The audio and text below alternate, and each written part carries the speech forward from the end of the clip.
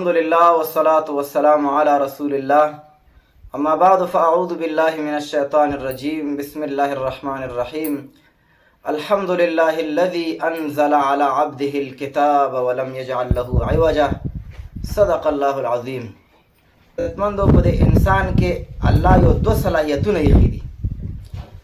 د دې صلاحیتونو ذکر الله په سورۃ الشمس کې کړی دی، فالهمها فجورها وتقواها. الله د انسان په باطن کې صلاحیت د خیر پیژندلو او د نیکی پیژندلو، د انصاف پیژندلو، د عدل پیژندلو یو صلاحیت یې خیر او دارنګې د انسان په د باطن کې الله پاک د شر او د فساد او د بېدینۍ او د بې انصافۍ او د ظلم او د جهالت پیژندلو صلاحیت هم یې خیر. او دغه دوه صلاحیتونو چې الله په انسان کې ایښی، د دې د امتحان دپاره الله پاک دنیا ته پیغمبران را لیږي او دارنګې الله انسان پسې شیطان لګولی.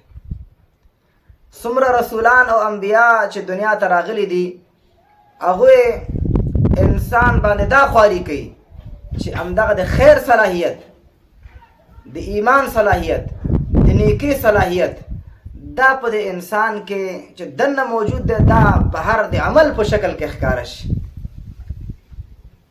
چې په انسانانو د پیغمبرانو په هر دور کې کارونه کړي او انسانانو کې دغه خیر ماده، دغه انصاف ماده، دغه د عدل ماده دا پیدا شي، د ایمان ماده.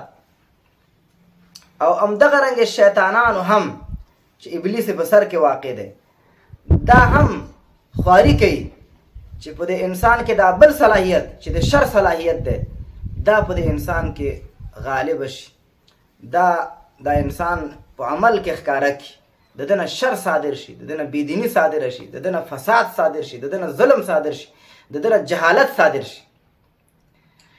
نو د دې وجې نه عزتمندو انسان په دې دواړو مابین کې په امتحان کې دی. او دغه د خیر چې کوم امامان دي، مشران دي، دا د پیغمبرانو پر سلسله کې دا روانو.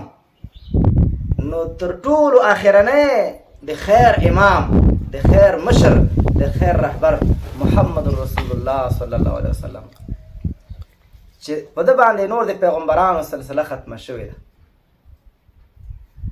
او د شر د امامانو، د مشرانو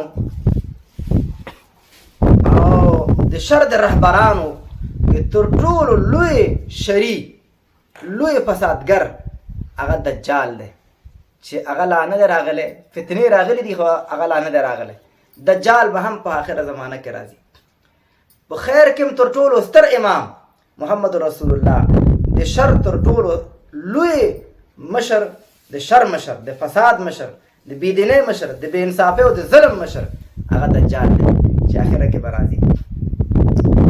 نو د دغې دجال د فتنو نه د بچ کېدلو دپاره الله پاک سورت کهف نازل کړی.